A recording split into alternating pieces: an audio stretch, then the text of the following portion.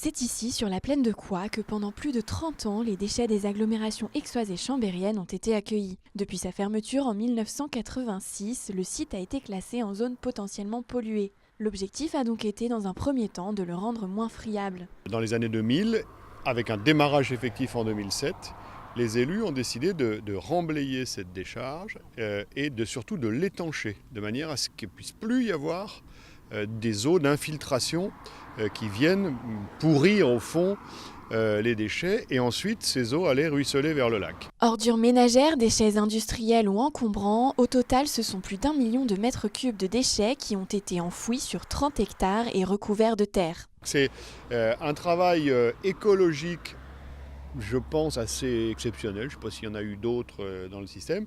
Et en même temps économique, parce que pendant 10 ans, ça a permis aux entreprises, notamment du bâtiment et des travaux publics, de mettre leurs terres de remblai, leurs déblais, qui ne savaient pas où caser, de les mettre dans ce secteur-là. Le projet de réhabilitation mené par le comité intersyndical pour l'assainissement du lac du Bourget devait limiter les rejets de pollution vers le lac et redonner ses droits à la nature. Lorsqu'on fait des erreurs, des bêtises environnementales, à un moment où nous n'avions pas la culture du traitement des déchets, on se rend compte de l'énergie et du temps qu'il faut déployer pour retrouver une zone paysagère de 30 hectares aujourd'hui, avec des zones naturelles, des zones humides, dans un site extraordinaire, dans un cirque de montagne et à côté du plus grand lac naturel de France. Symbole de la volonté de développer la faune et la flore, 9 ruches ont été installées sur la plaine.